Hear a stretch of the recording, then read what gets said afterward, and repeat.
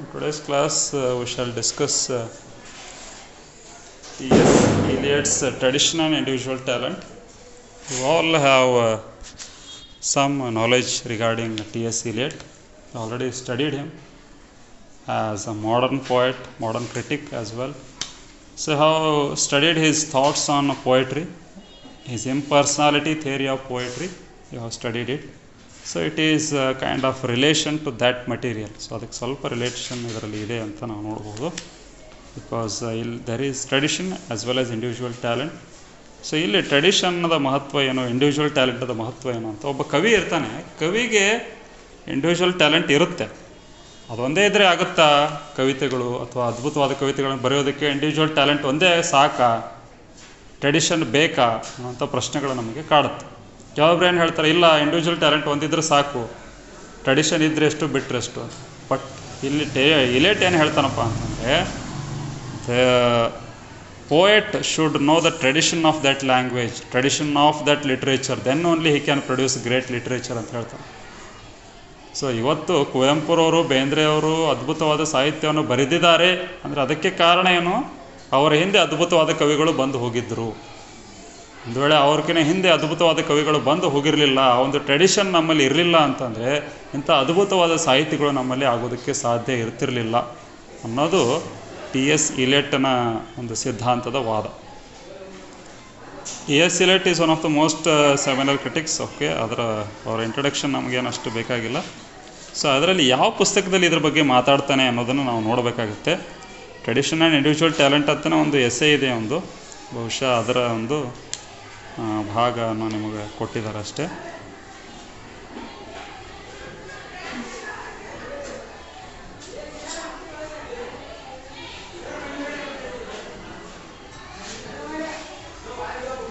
Tradition and individual talent is a work by T.S. Eliot. So it is a manifesto of Eliot's critical creed.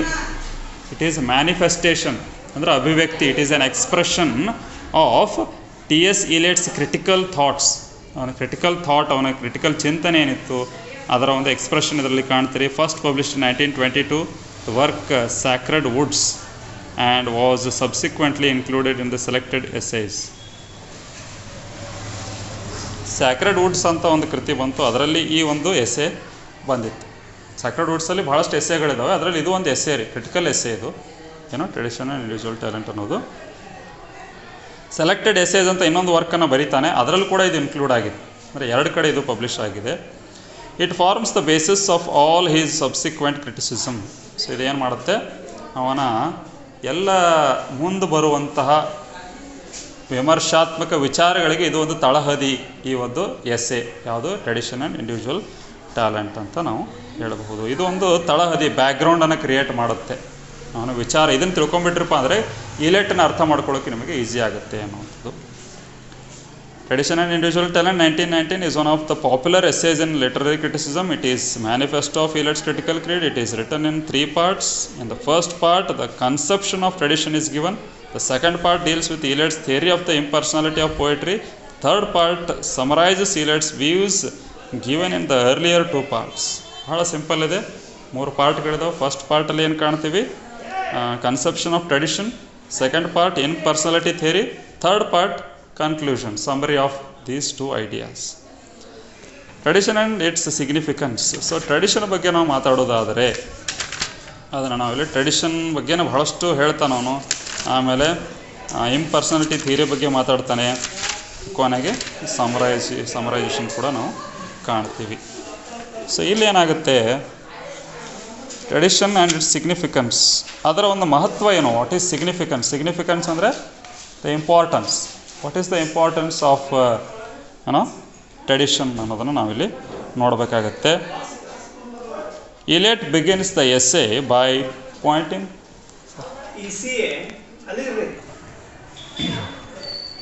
So ಇಲ್ಲಿ ಏನಾಗುತ್ತಪ್ಪ ಅಂತಂದರೆ, ಟ್ರೆಡಿಷನದ ಮಹತ್ವವನ್ನು ಬಹಳಷ್ಟು ಹೇಳ್ತಾನೆ ಯಾರು, Eliot.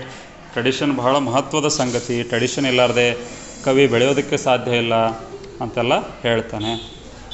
So traditionally generally regarded as a word of censure, official strong criticism.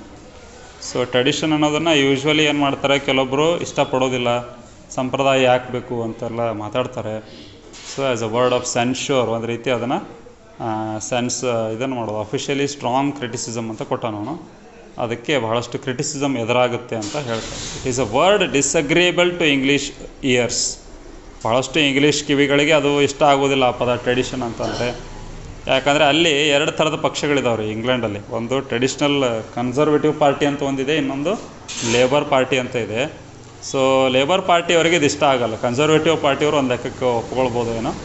When the English praise a poet, they praise him for those aspects of his work which are individual and original. It is supposed that his chief merit lies in such parts. This undue stress on individuality shows that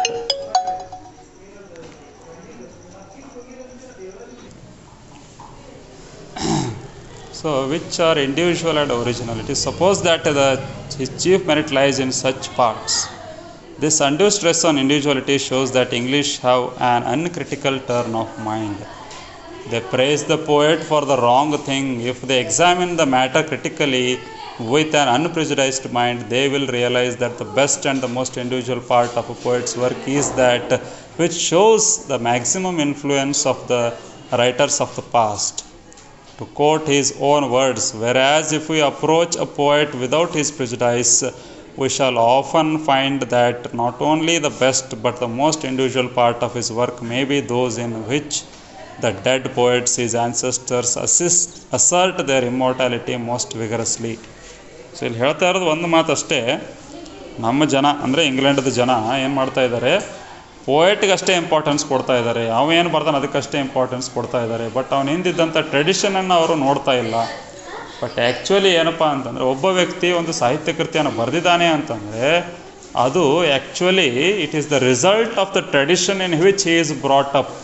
ಒಂದು ಯಾವ ಟ್ರೆಡಿಷನಲ್ಲಿ ಬೆಳೆದು ಬಂದಿದ್ದಾನಲ್ಲ ಆ ಟ್ರೆಡಿಷನ್ನದ ಒಂದು ಪ್ರತಿಫಲ ಅದು ಅವನು ಬರೆದಂಥ ಸಾಹಿತ್ಯ. ಒಂದು ವೇಳೆ ಅವನು ಬೆಳೆದಂಥ ಪರಿಸರದಲ್ಲಿ ಆ ಥರದ ಸಾಹಿತ್ಯ ಇರಲಿಲ್ಲ, ಬ್ಯಾಕ್ಗ್ರೌಂಡ್ ಟ್ರೆಡಿಷನ್ ಇರಲಿಲ್ಲ ಅಂತಂದಿದ್ರೆ ಈ ಥರದ ಸಾಹಿತ್ಯ ರಚನೆ ಆಗೋದಕ್ಕೆ ಸಾಧ್ಯ ಆಗ್ತಾ ಇರಲಿಲ್ಲ ಅನ್ನೋದು ಅವನ ಒಂದು ವಾದ. ಓಕೆ, ಬಹಳ ಸಿಂಪಲ್ ಇದೆ. ಟ್ರೆಡಿಷನ್ ಇದ್ರೇ ಮುಂದೆ ಏನಾದರೂ ಬರೆಯೋದಕ್ಕೆ ಸಾಧ್ಯ. ಸೊ ಏನಪ್ಪ ಅಂತಂದರೆ ಶೂನ್ಯದಿಂದ ಏನೋ ಸೃಷ್ಟಿ ಮಾಡೋದಕ್ಕೆ ಆಗೋದಿಲ್ಲ. ಶೂನ್ಯದಲ್ಲಿ ಹೋಗಿ ನಿರ್ವಾತದಲ್ಲಿ ಏನೋ ಒಂದು ಸೃಷ್ಟಿ ಮಾಡ್ತೀವಿ ಅಂದ್ರೆ ಆಗುತ್ತೇನ್ರಿ? ಆಗೋದಿಲ್ಲ. ದೇರ್ ಶುಡ್ ಬಿ ಸಮಥಿಂಗ್, ಏನೋ ಒಂದು ಇನ್ಫ್ಲೂಯೆನ್ಸ್ ಬೇಕು ರೀ. ಆರ್ಟ್ ಈಸ್ ಇಮಿಟೇಷನ್ ಅಂತ ಹೇಳ್ತಾನೆ, ಪ್ಲೇಟೋನು ಹೇಳ್ತಾನೆ, ಅರಿಸ್ಟಾಟಲ್ ಒಪ್ಕೊಳ್ತಾನೆ ಅದನ್ನು. Art is imitation of life, there must be something to imitate. ಏನೋ ಒಂದು ಇರಬೇಕಲ್ಲ ಇಮಿಟೇಟ್ ಮಾಡೋಕ್ಕೆ. ಸೊ ಹಾಗೆ ನಮ್ಮಲ್ಲಿ ಒಂದು ಟ್ರೆಡಿಷನ್ ಇತ್ತು, ಒಂದು ಪರಂಪರೆ ಇತ್ತು ಅಂತಂದರೆ it will create a better poet. ಪೋಯೆಟ್ಗಳು ಯಾರು ಬೇಕಾದ್ರೂ ಆಗ್ಬೋದು. ಬೆಟರ್ ಪೋಯೆಟು, ಮಾಸ್ಟರ್ ಪೀಸ್ಗಳು, ಕ್ಲಾಸಿಕ್ಗಳು ರೆಡಿ ಆಗಬೇಕಂದ್ರೆ ಅಲ್ಲಿ ಏನಿರಬೇಕು, ಒಂದು ಟ್ರೆಡಿಷನ್ ಅನ್ನೋದು ಇರಬೇಕು. ಮುಂದೆ ಇನ್ನೊಂದು ಕೃತಿ ಇದೆ, ಯಾರ್ದು? ಇಲೆಟ್ ಅಂತ. ವಾಟ್ ಈಸ್ ಅ ಕ್ಲಾಸಿಕ್ ಅಂತ ಒಂದು ಕೃತಿ ಬರುತ್ತೆ. ಕ್ಲಾಸಿಕ್ ಅಂತ ಯಾವುದನ್ನು ಕರಿಬೇಕು ಅಂತ ಹೇಳ್ತಾರೆ. ಸೊ ಕ್ಲಾಸಿಕ್ಕನ್ನು ಯಾವುದಕ್ಕೆ ಕರಿಬೇಕು ಅನ್ನೋದಕ್ಕೆ ಯಾವ ಭಾಷೆಯಲ್ಲಿ ಒಂದು ಏನಿದೆ ಅದ್ಭುತವಾದಂಥ ಸಾಹಿತ್ಯ ಪರಂಪರೆ ಇದೆ, ಆ ಭಾಷೆಯಿಂದ ಬಂದ ಸಾಹಿತ್ಯ ಕೃತಿ ಆಗಿರ್ಬೇಕು. ಮತ್ತು ಯಾವ ಭಾಷೆಯಲ್ಲಿ ಒಂದು ರೀತಿಯ ಪ್ರೌಢಿಮೆ ಇದೆ, maturity of language, maturity of culture, maturity of civilisation, ಇವರೆಲ್ಲದ್ರ ಬಗ್ಗೆ ಮಾತಾಡ್ತಾನೆ. ಅವಾಗದು ಏನಾಗುತ್ತೆ, ಕ್ಲಾಸಿಕ್ ಅಂತ ಅನಿಸ್ಕೊಳ್ಳುತ್ತೆ ಅಂತ ಹೇಳ್ತಾರೆ. ಬಹುಶಃ ನಿಮಗೆ ನೆಕ್ಸ್ಟ್ ಸೆಮಿಸ್ಟರ್ ಅದು ಬರುತ್ತೆ ಅಂತ ಅಂದ್ಕೊಂಡಿದ್ದೀನಿ. ಕ್ಲಾಸಿಕ್ಗಳು ಸ್ಟಡಿ ಇತ್ತು, ಸಿಲೆಬಸ್ ಚೇಂಜ್ ಮಾಡಿದ್ದಾರೆ. ಸೊ ನಮಗಿನ ಸೀನಿಯರ್ ಸಿಗುತ್ತೆ ಅದು ವಾಟ್ ಈಸ್ ಕ್ಲಾಸಿಕ್ ಅಂತ ಹೇಳಿ. ಸೊ ಅದನ್ನು ನಾವು ಅಧ್ಯಯನ ಮಾಡ್ತೀವಿ.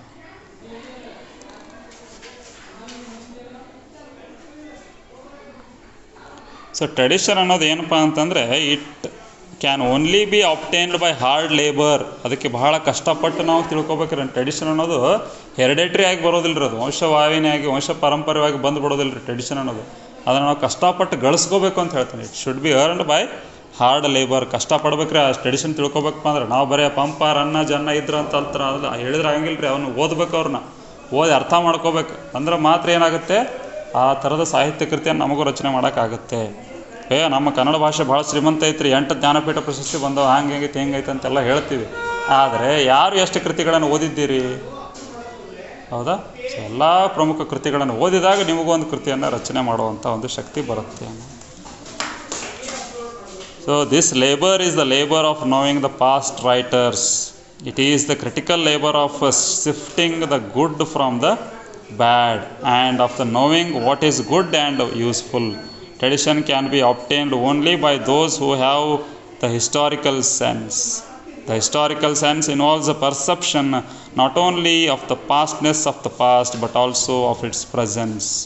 One who has the historic sense feels that the whole of the literary of Europe from Homer down to his own day, including the literature of his own country, forms one continuous literary tradition. He realizes that the past exists in the present and the present and the present and that the past and the present form one simultaneous order. This historical sense is the sense of timeless and the temporal as well as the timeless and the temporal together. ಬಹಳ ಅದ್ಭುತವಾಗಿ ಹೇಳ್ತಾ ಇದ್ದಾನೆ. ಏನಪ್ಪ ಅಂತಂದರೆ, ಐತಿಹಾಸಿಕ ಪ್ರಜ್ಞೆ ಅನ್ನೋದು ಎಷ್ಟು ಮಹತ್ವದ್ದು ಒಬ್ಬ ಕವಿಗೆ. ಹಿಸ್ಟಾರಿಕಲ್ ಸೆನ್ಸ್ ಅಂತ ಹೇಳ್ತಾರೆ. ಹಿಸ್ಟಾರಿಕಲ್ ಸೆನ್ಸ್ ಅಂದರೆ ಇತಿಹಾಸದ ಪ್ರಜ್ಞೆ ಇರಬೇಕ್ರಿ. ಇತಿಹಾಸದ ಪ್ರಜ್ಞೆ ಇದ್ದವನು ಮಾತ್ರ ವಾಸ್ತವದಲ್ಲಿ ಬದುಕಬಲ್ಲ. ವಾಸ್ತವ ಮತ್ತು ಇತಿಹಾಸ. ಸೊ ಐತಿಹಾಸಿಕ ಪ್ರಜ್ಞೆ ನಮಗಿರಬೇಕು. ಅಂತಾಗ ಏನಾಗುತ್ತೆ, ವಾಸ್ತವದಲ್ಲಿ ನಾವು ಬದುಕೋದಕ್ಕೆ ಸಾಧ್ಯ ಆಗುತ್ತೆ. ಅವನು ಹೇಳ್ತಾನೆ ಏನಪ್ಪ ಅಂತಂದರೆ, the historical sense involves the perception. ಒಂದು ಪರ್ಸೆಪ್ಷನನ್ನು ಕ್ರಿಯೇಟ್ ಮಾಡುತ್ತೆ, ಒಂದು ಗ್ರಹಿಕೆಯನ್ನು ಕ್ರಿಯೇಟ್ ಮಾಡುತ್ತೆ ನಮಗದು. Perception not only of the pastness of the past but also of its presence. ಇತಿಹಾಸದ ಐತಿಹಾಸಿಕತೆಯನ್ನಷ್ಟೇ ಅಲ್ಲ, ಅದರ ಪ್ರಸ್ತುತತೆಯನ್ನು ಕೂಡ ನಮಗದು ತಿಳಿಸಿಕೊಡುತ್ತೆ. ಬರೀ ಇತಿಹಾಸ ಅಂದರೆ ಬರೀ ಕಳೆದು ಹೋಗಿದ್ದು ಮುಗಿದು ಹೋಗಿದ್ದು ಅಂತ ಅಲ್ರಿ, ಅದು ಇವತ್ತಿಗೂ ಕೂಡ ಏನಾಗಿರುತ್ತೆ, ಪ್ರಸ್ತುತವಾಗಿರುತ್ತೆ. ಅದರ ಪ್ರಸ್ತುತತೆಯನ್ನು ನೀವು ತಿಳ್ಕೊಬೇಕಾಗಿರುತ್ತೆ. ಒಬ್ಬ ಕವಿ, ಮಹಾನ್ ಕವಿ ಆಗಬೇಕಪ್ಪ ಅಂದರೆ he should know the pastness of the past as well as the presence of the past ಅನ್ನೋದನ್ನು ಹೇಳ್ತಾನೆ. So one who has the historic sense feels that the whole of the literature of Europe from Homer down to his own day. So ಏನಪ್ಪ ಅಂತಂದರೆ, historic sense ಇರೋವಂಥ ವ್ಯಕ್ತಿ ಏನು ಮಾಡ್ಬೇಕಪ್ಪ ಅಂತಂದರೆ, ಯುರೋಪಿನ ಎಲ್ಲ ಸಾಹಿತ್ಯದ ಬಗ್ಗೆ ತಿಳ್ಕೊಬೇಕಾಗತ್ತೆ. ಹೋಮರ್ನಿಂದ ಹಿಡಿದು ಇವತ್ತಿನ ದಿನದವರೆಗೂ ಯಾರ್ಯಾರು ಸಾಹಿತಿಗಳು ಬಂತಾರೆ ಎಲ್ಲದರ ಪರಿಚಯ ಅವನಿಗಿರಬೇಕಾಗತ್ತೆ. ಅವನ ದೇಶದ್ದಷ್ಟೇ ಅಲ್ಲ, ಅದರ ಜೊತೆಗೆ ಅಕ್ಕಪಕ್ಕದ ದೇಶಗಳು, ಇಡೀ ಜಗತ್ತಿನಲ್ಲಿ ಬಂದಂಥ ಅದ್ಭುತ ಕೃತಿಗಳ ಪರಿಚಯ ಅವನಿಗಿರಬೇಕಾಗುತ್ತೆ. ವರ್ಲ್ಡ್ ಕ್ಲಾಸಿಕ್ಗಳ ಬಗ್ಗೆ ಅವನಿಗೆ ಜ್ಞಾನ ಇರಬೇಕಾಗತ್ತೆ. ಆಮೇಲೆ ಏನಾಗಬೇಕಾಗುತ್ತೆ, is own country forms one continuous literary tradition. So ಏನಪ್ಪ ಅಂತಂದರೆ, ಬೇರೆ ಬೇರೆ ದೇಶದ, ಯುರೋಪ್ ಅಂದರೆ ಎಲ್ಲ ಬಂತು ರೀ. ಯುರೋಪ್ ಅಂದರೆ ನಾಟ್ ಜಸ್ಟ್ ಇಂಗ್ಲೆಂಡ್, ಅಲ್ಲಿ ಫ್ರೆಂಚ್ ಬಂತು, ಜರ್ಮನ್ ಬಂತು, ರಷ್ಯನ್ ಬಂತು, ಗ್ರೀಕ್ ಬಂತು, ಲ್ಯಾಟಿನ್ ಬಂತು. ಎಲ್ಲ ಭಾಷೆಗಳ ಸಾಹಿತ್ಯದ ಪರಿಚಯ ಇರಬೇಕು, ಎಲ್ಲ ಭಾಷೆಯ ಸಾಹಿತ್ಯದ ಐತಿಹಾಸಿಕ ಪ್ರಜ್ಞೆ ಇರಬೇಕು. ಅದರ ಜೊತೆಗೆ ತಮ್ಮ ದೇಶದ ಐತಿಹಾಸಿಕ ಪ್ರಜ್ಞೆನೂ ಇರಬೇಕು. ಬರೀ ಬೇರೆ ದೇಶದ ಅಷ್ಟೇ ಅಂತಲ್ಲ, ಎಲ್ಲ ದೇಶದ್ದು ಇನ್ಕ್ಲೂಡಿಂಗ್ ತಮ್ಮ ದೇಶ, including the literature of his own country forms one continuous literary tradition. So ಇದು ಒಂದು ಲಿಟರರಿ ಟ್ರೆಡಿಷನನ್ನು ರಚನೆ ಮಾಡ್ತೀವಿ. ಎಲ್ಲವನ್ನು ತಿಳ್ಕೊಂಡ್ರೆ ಒಂದು ಲಿಟರರಿ ಟ್ರೆಡಿಷನ್ ನೀವು ತಿಳ್ಕೊಂಡ್ರಿ ಅಂತ ಅರ್ಥ. ಬರೀ ಟ್ರೆಡಿಷನ್ ಅಂದರೆ ನಾವೇನು ಮಾಡ್ಕೋತೀವಿ, we make small frame work, ಇಷ್ಟೇ ಸಣ್ಣದಂತ ಸಂಕುಚಿತವಾಗಿ ನಾವು ನ್ಯಾರೋ ಮೈಂಡೆಡ್ ಆಗಿ ನಾವು ತೊಗೋತೀವಿ ಟ್ರೆಡಿಷನ್ ಅಂದರೆ. ಸೊ ಇವನ ಪ್ರಕಾರ ಟ್ರೆಡಿಷನ್ ಅಂದರೆ it is very wide range or wide horizon ಇದೆ ಅದರಲ್ಲಿ. ಯಾಕಂತಂದರೆ ಬರೀ ಅವನ ದೇಶದಷ್ಟೇ ಹೇಳ್ತಾ ಇಲ್ಲರು, ಅವನು ಇಡೀ ಯುರೋಪ್ ಬಗ್ಗೆ ಹೇಳ್ತಾ ಇದ್ದಾನೆ. ಯಾಕಂದರೆ ಸಿಮಿಲರ್ ಕಲ್ಚರ್ಸ್ ಇದಾವಲ್ಲಿ. ಯುರೋಪ್ನಲ್ಲಿ ಇರ್ತಕ್ಕಂಥ ಕಲ್ಚರ್ಗಳೇನಿದ್ದಾವೆ ಬಹಳ ಸಿಮಿಲರ್ ಆಗಿದ್ದಾವೆ. ಇಂಗ್ಲೆಂಡ್ ಮತ್ತು ರಷ್ಯಾ, ಇಂಗ್ಲೆಂಡ್ ಮತ್ತು ಫ್ರಾನ್ಸ್, ಇಂಗ್ಲೆಂಡ್ ಮತ್ತು ಸ್ಪೇನ್, ಅಲ್ಲಿನ ಕಲ್ಚರ್ಗಳನ್ನು ನೋಡ್ರಿ, ಆಲ್ಮೋಸ್ಟ್ ಸಿಮಿಲರ್ ಕಲ್ಚರ್ ಇದೆ, ಸಿಮಿಲರ್ ವೆದರ್ ಇದೆ. ಸೊ ಹಾಗಾಗಿ ಅವೆಲ್ಲ ಕಲ್ಚರ್ಗಳ ಪರಿಚಯ ನಿಮಗಿರಬೇಕು, ಎಲ್ಲ ಟ್ರೆಡಿಷನ್ ನಿಮಗೆ ಗೊತ್ತಿರಬೇಕು ಅಂತ ಹೇಳ್ತಾರೆ. He realises that the past exist in the present. Past ಪ್ರೆಸೆಂಟಲ್ಲಿ ಇರುತ್ತೆ, ಪಾಸ್ಟ್ ಏನಾಗಿರುತ್ತೆ ಇವತ್ತಿಗೂ ಕೂಡ ಇದು ಇರುತ್ತೆ ಅಂತ ಹೇಳ್ತಾ ಇದ್ದಾನೆ. ಯಾಕಂದರೆ ಪಾಸ್ಟನ್ನು ಬಿಟ್ಟು ಪ್ರೆಸೆಂಟ್ ಇರೋದಕ್ಕೆ ಸಾಧ್ಯ ಇಲ್ಲ. ಸೊ ಇದು ಹೆಂಗಪ್ಪ ಅಂತಂದರೆ, ಒಂದು ಕೌದಿ ಇರುತ್ತಂತ್ರಿ, ಕೌದಿ ಯೂಸ್ ಮಾಡ್ತಿರ್ತೀರಿ. ಕೌದಿ ಏನಾಗುತ್ತೆ, ಎಲ್ಲೋ ಒಂದು ಕಡೆ ಹರಿಯುತ್ತೆ. ಅವಾಗ ಏನು ಮಾಡ್ತೀರಿ, ಕೌದಿಗೆ ಒಂದು ಪ್ಯಾಚನ್ನು ಹಚ್ತೀರಿ. ಪ್ಯಾಚನ್ನು ಹಚ್ಚಿದಾಗ ಪ್ಯಾಚ್ ಹೊಸದು, ಬಟ್ ಕೌದಿ ಹಳೇದು, ಹೌದಾ? ಹಿಂಗೆ ಪ್ಯಾಚ್ ಹಚ್ಕೋದು ಹೋಗ್ತೀರಿ, ಒಂದು ರೀತಿ ಹಳೆ ಕೌದಿ ಹೋಗಿ ಹೊಸ ಕೌದಿನೇ ಆಗಿರ್ತೈತಿ, ಬಟ್ ಆದರೂ ಹಳೆ ಕೌದಿನೇ ಅದು. ಸೊ ಹಾಗೆ ಇತಿಹಾಸ ಅನ್ನೋದು ಹಾಗೇನೆ, ಅದೇನಾಗಿ ಹೊಸ ಹೊಸ ಅಂಶಗಳು ಆ್ಯಡ್ ಆಗ್ತಾ ಹೋಗ್ತಿರುತ್ತೆ, ಬಟ್ ಆದರೂ ಕೂಡ ಅದು ಹಳೇದಂದ್ರೆ ಹಳೇದು, ಹೊಸದಂದ್ರೆ ಹೊಸದು, ಆ ಥರ. ಸೊ ಪಾಸ್ಟ್ನೆಸ್ ಆಫ್ ದ ಪ್ರೆಸೆಂಟ್ ಅಂತ ಹೇಳ್ತಾನೆ. ಪ್ರೆಸೆಂಟು ಕೂಡ ಪಾಸ್ಟ್ ಜೋಡಿ ಕನೆಕ್ಟ್ ಆಗಿದೆ. So past exist in the present. So ಹೇಗೆ ಹಳೆ ಕೌದಿಗೆ ಹೊಸ ಪ್ಯಾಚ್ ಹಾಕಿರ್ಬೋದು, ಪ್ಯಾಚ್ ಹೊಸದಿರ್ಬೋದು, ಆದರೆ ಕೌದಿ ಹಳೆ ಇದೆ. ಹಾಗಾಗಿ the pastness of the present ಅಂದರೆ ಪ್ರೆಸೆಂಟ್ ಕೂಡ ಹಳೆಯದು, ಪಾಸ್ಟ್ ಕೂಡ ಹೊಸದು ಅಂತ, ಎರಡೂ ಒಂದಕ್ಕೊಂದು ಅವಿನಾಭಾವ ಸಂಬಂಧ ಹೊಂದಿದ್ದಾವೆ ಅಂತ ಹೇಳಿ ಹೇಳ್ತಾ ಇದ್ದಾನೆ. The past exists in the present and that the past and the present for one simultaneous order. Past and present ಎರಡೂ ಕೂಡ ಏನು ಮಾಡ್ತವೆ, ಒಂದು ಸೈಮಲ್ಟೇನಿಯಸ್ ಆದಂಥ ಆರ್ಡ್ರನ್ನು ಕ್ರಿಯೇಟ್ ಮಾಡ್ತವೆ, ಒಂದು ವ್ಯವಸ್ಥೆಯನ್ನು ಕ್ರಿಯೇಟ್ ಮಾಡ್ತವೆ. ಎರಡೂ ಕೂಡ ಒಂದಕ್ಕೊಂದು ಪೂರಕವಾಗಿರುವಂಥದ್ದು, ಎರಡನ್ನೂ ಬೇರೆ ಬೇರೆ ಅಂತ ನಾವು ನೋಡೋದಕ್ಕೆ ಹೋಗಬಾರದು. ಸೊ ಇದಕ್ಕೆ ಇನ್ನೊಂದು ಉದಾಹರಣೆ ಕೊಡಬೇಕಪ್ಪ ಅಂತಂದರೆ, ನಿಮ್ಮ ಹತ್ರ ಒಂದು ಸೈಕಲ್ ಇರುತ್ತೆ ಅಂತ ಅಂದ್ಕೊಳ್ಳೋಣ. ಸೈಕಲ್ ಭಾಳ ಹಳೆಯದು. ಸೈಕಲ್ಗೆ ಏನು ಮಾಡ್ತೀರಿ, ಟೈರ್ಗಳನ್ನು ಚೇಂಜ್ ಮಾಡ್ತೀರಿ, ಟ್ಯೂಬ್ಗಳನ್ನು ಚೇಂಜ್ ಮಾಡ್ತೀರಿ, ಕಡೆಗಿಡಿ ಗಾಲಿಯನ್ನೇ ಚೇಂಜ್ ಮಾಡ್ತೀರಿ. ಆಮೇಲೆ ಆದರೆ ಏನಿರುತ್ತೆ, ಸೈಕಲ್ ಹೊಸದೇ, ಸೈಕಲ್ ಹಳೇದೆ, ಬಟ್ ಅವೆಲ್ಲ ಪಾರ್ಟ್ಸ್ಗಳು ಹೊಸದು. ಹಂಗಂತೇಳಿ ಸೈಕಲ್ ಹೊಸದು ಅಂತಾರೆ ಇಲ್ಲ. ಹಂಗೆ ಇದು ಇತಿಹಾಸ ಕೂಡ ಹಂಗೆ ಹೊಸ ಹೊಸ ಪಾರ್ಟ್ಗಳು ಚೇಂಜ್ ಆಗ್ತಾ ಹೋಗ್ತಿರ್ತಾವೆ, ಬಟ್ ಸೈಕಲ್ ಅದೇ ಇರ್ತದೆ.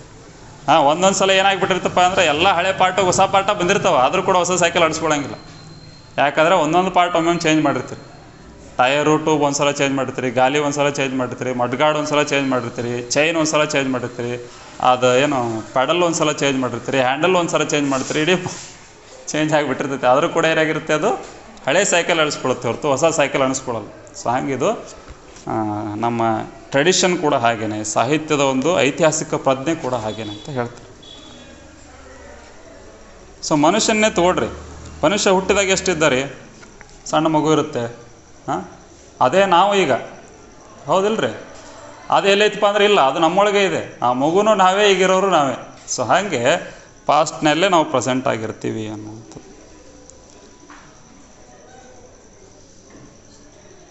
ಸೊ ಸೈಮಲ್ಟೇನಿಯಸ್ ಆರ್ಡರ್ ಇರುತ್ತೆ. This historical sense is the sense of the timeless and the temporal. So ಇದು ಟೈಮ್ಲೆಸ್ ಅನ್ನೋದರ ಒಂದು ಸೆನ್ಸ್ ಇದು, ಅಂದರೆ ಕಾಲಾತೀತವಾದಂತಹ ಒಂದು ಪ್ರಜ್ಞೆಯನ್ನು ಇದು ನಮಗೆ ಕೊಡುತ್ತೆ. It is the historic sense which makes a writer traditional. So ಈ ಹಿಸ್ಟಾರಿಕಲ್ ಸೆನ್ಸ್ ಏನು ಮಾಡುತ್ತೆ, ಒಬ್ಬ ರೈಟರ್ನನ್ನು ಟ್ರೆಡಿಷ್ನಲ್ ಆಗಿ ಮಾಡುತ್ತೆ, ಅವನಿಗೆಲ್ಲೇ ಒಂದು ರೀತಿಯ ಪಾರಂಪರಿಕತೆಯನ್ನು ತಂದು ಕೊಡುತ್ತೆ ಅನ್ನೋದು. Writer with the sense of tradition is fully conscious of his own generation. So ಏನಪ್ಪ ಅಂತಂದರೆ, ಅವನಿಗೆ ತನ್ನ ಜನ್ರೇಷನದ ಒಂದು ಸೆನ್ಸ್ ಇರಬೇಕಾಗತ್ತೆ, of his place in the present, but he is also acutely conscious of his relationship with the writers of the past. So ತನ್ನ present generation ಯಾರಿದ್ದಾರೆ, present ಜನ್ರೇಷನಲ್ಲಿ ಯಾರ್ಯಾರು ಲೇಖಕರಿದ್ದಾರೆ, ಅದರ ಜೊತೆಗೆ ಪಾಸ್ಟ್ ಬಲ್ಲೆ ಆಗಿ ಹೋದಂಥ ಲೇಖಕರ ಬಗ್ಗೆ ಕೂಡ ಏನಿರಬೇಕಾಗುತ್ತೆ, ಒಂದು ರೀತಿಯ ಪರಿಕಲ್ಪನೆ ಅವನಿಗೆ ಇರಬೇಕಾಗುತ್ತೆ. ಅಂದಾಗ ಏನು ಅನಿಸ್ಕೊಳ್ಳುತ್ತೆ, ಅದು ಅವನನ್ನು ಒಬ್ಬ ಕಂಪ್ಲೀಟ್ ರೈಟರ್ ಅಂತ ಅನಿಸ್ಕೊಳ್ಳೋಕ್ಕೆ ಸಾಧ್ಯ ಆಗುತ್ತೆ. In brief, the sense of tradition implies recognition of the continuity of literature. So ಏನು ಸೆನ್ಸ್ ಆಫ್ ಟ್ರೆಡಿಷನ್ ಏನನ್ನು ಒಳಗೊಂಡಿರುತ್ತೆ ಅಂತಂದರೆ, recognition of the continuity of literature, ಸಾಹಿತ್ಯದ ಒಂದು ನಿರಂತರತೆಯನ್ನು ತಿಳ್ಕೊಂಡಿರಬೇಕಾಗತ್ತೆ. Critical judgement as to which of the writers of the past continue to be significant in the present. So ಏನಪ್ಪ ಅಂತಂದರೆ, ಯಾವ ಹಳೆಯ ಬರಹಗಾರರ ಮಹತ್ವ ಇವತ್ತಿಗೂ ಕೂಡ ಇದೆ ಅನ್ನೋದರ ಬಗ್ಗೆ ನಮಗೊಂದು ಪರಿಕಲ್ಪನೆ ಇರಬೇಕಾಗತ್ತೆ. ಹಳೆಯ ಬರಹಗಾರರೆಲ್ಲರೂ ಇಂಪಾರ್ಟೆಂಟ್ ಅಲ್ರಿ, ಅದರಾಗ ಯಾವ ಬರಹಗಾರರು ಇಂಪಾರ್ಟೆಂಟು ಅನ್ನೋದನ್ನು ನಾವು ತಿಳ್ಕೊಂಡಿರಬೇಕಾಗತ್ತೆ. And see knowledge of those significant writers obtained through painstaking effort. So ಆ ಸಿಗ್ನಿಫಿಕೆಂಟ್ ರೈಟರ್ಗಳಂತ ಯಾರನ್ನ ಗುರುತಿಸಿರ್ತಿರಲ್ಲ, ಅವರಿಂದ ಪಡೆದಂತಹ ನಾಲೆಜ್ ಏನು, ಆ ಒಂದು ಜ್ಞಾನ, ಅವ್ರು ಕೊಟ್ಟಂಥ ಜ್ಞಾನ ಏನಿದೆ ಅದನ್ನು ನಾವು ತಿಳ್ಕೊಬೇಕಾಗತ್ತೆ. Tradition represents the accumulated wisdom and experience of ages, and so its knowledge is essential for really great and noble achievements. So tradition ಏನು ಮಾಡುತ್ತಪ್ಪ ಅಂತಂದರೆ, ಈ ಕಾಲಾಂತರದಲ್ಲಿ ತಲತಲಾಂತರದಿಂದ ಒಂದಿಷ್ಟು ವಿಸ್ಡಮ್ ಅಲ್ಲಿ ಕಲೆಕ್ಟ್ ಆಗಿರ್ತದೆ ಟ್ರೆಡಿಷನ್ ಒಳಗೆ. ಈಗ ನಮ್ಮ ಮನ್ಯಾಗ ನೋಡ್ರಿ, ಮನೆಗಳಲ್ಲಿ ನೋಡ್ರಿ, ಯಾವುದೋ ಒಂದು ಪದ್ಧತಿಯನ್ನು ಆಚರಿಸ್ತಿರ್ತಾರೆ. ಆ ಪದ್ಧತಿ ತಲತಲಾಂತರದಿಂದ ಬಂದಿರುತ್ತೆ, ತಲತಲಾಂತರದಿಂದ ಅದರ ಮಹತ್ವವನ್ನು ಅರಿತುಕೊಂಡಿರ್ತಾರೆ ಅವರು. ಅದಕ್ಕಾಗಿ ಏನು ಮಾಡ್ತಿರ್ತಾರೆ, ಅದನ್ನು ಫಾಲೋ ಮಾಡ್ತಿರ್ತಾರೆ. ಸೊ ಅದನ್ನು there is accumulated wisdom and experience of ages will be there. So ಬಹಳ ತಲತಲಾಂತರದಿಂದ, ಬಹಳ ವರ್ಷಗಳಿಂದ ಅಲ್ಲೊಂದು ವಿವೇಚನೆ ಇರುತ್ತೆ, ಅಲ್ಲೊಂದು ಅನುಭವ ಇರುತ್ತೆ, ಅದೆಲ್ಲ ಒಟ್ಟುಗೂಡಿದಾಗ ಒಂದು ಟ್ರೆಡಿಷನ್ ಅಂತ ಉಂಟಾಗಿರುತ್ತೆ. ಸೊ ಇದು ಸಾವಿರಾರು ವರ್ಷಗಳ ಇತಿಹಾಸ ಇರುತ್ತೆ ರೀ. ಒಂದು ಕಲ್ಚರ್ ಉಳ್ಕೊಂಡು ಬಂದಿದೆಯಪ್ಪ ಅಂದರೆ ಅದಕ್ಕೆ ಸಾವಿರಾರು ವರ್ಷಗಳ ಇತಿಹಾಸ ಇರುತ್ತೆ. ಯಾವುದೋ ಒಂದು ಆಚರಣೆ ಇದೆಯಪ್ಪ ಅಂತಂದರೆ ಅದಕ್ಕೆ ಸಾವಿರಾರು ವರ್ಷಗಳ ಇತಿಹಾಸ ಇರುತ್ತೆ. ಅದೆಲ್ಲ ಟೆಸ್ಟನ್ನು ಅದು ಪಾಸಾಗಿ ಬಂದಿರುತ್ತೆ ರೀ, ಅಂದಾಗ ಅದು ಉಳ್ಕೊಂಡಿರುತ್ತೆ. ಇಲ್ಲಾಂದರೆ ಏನಾಗುತ್ತೆ, ಇವತ್ತಿಗೂ ಕೂಡ ಅದು ಉಳಿದಿರಂಗಿಲ್ಲ. ಕೆಲವೊಂದು ಆಚರಣೆಗಳನ್ನು ನೋಡ್ರಿ, ಆಚರಣೆಗಳನ್ನ ನೋಡಿದಾಗ ಎಷ್ಟೋ ಸಾವಿರ ವರ್ಷಗಳ ಇತಿಹಾಸ ಅದಕ್ಕಿತ್ತು ಅಂತ ನಮಗೆ ಗೊತ್ತಾಗುತ್ತೆ. ಅದನ್ನು ನೋಡಿದಾಗ ಈ ಒಂದು ಆಚರಣೆಯ ಮಹತ್ವ ಏನಿದೆ ಅಂತ ಅನ್ನೋದನ್ನು ನಾವು ತಿಳ್ಕೊಬೇಕು. ಅದೇ ರೀತಿ ಇಲ್ಲಿ ಒಬ್ಬ ಕವಿಯಾಗಿ ಇವನಿಗೆ ಟ್ರೆಡಿಷನದ ಪರಿಚಯ ಇರಬೇಕು ಅಂದರೆ ಯಾವುದರ ಪರಿಚಯ ಇರಬೇಕು? ಅದ್ಭುತವಾದ ಸಾಹಿತ್ಯದ ಜ್ಞಾನ ಏನಿದೆ ಅನ್ನೋದರ ಪರಿಚಯ ಅವನಿಗಿರ್ಬೇಕಷ್ಟೆ. Tradition as a dynamic concept. So tradition ಅಂದ್ರೆ ನಾವೇನು ಅನ್ಕೋತೀವಿ ರೀ, ಚೇಂಜ್ ಆಗದೆ ಇರುವಂಥದ್ದು ಅಂತ ಅನ್ಕೊಂಡ್ಬಿಡ್ತೀವಿ. ಹಳೇದ್ರಿ ಅದನ್ನು ಟ್ರೆಡಿಷನ್ ಅಂದ್ರೆ ಹಳೇದು. ಬಟ್ ಟ್ರೆಡಿಷನ್ ಈಸ್ ಡೈನಾಮಿಕ್ ಅಂತ ಹೇಳ್ತಾನೆ. ಡೈನಾಮಿಕ್ ಅಂದರೆ ಚಲನಶೀಲವಾದಂಥದ್ದು. It is changeable, it goes on changing. ಹರಿಯುವ ನೀರದು, ನಿಂತ ನೀರಲ್ಲ ಅಂತ ಅವನು ಹೇಳ್ತಾನೆ.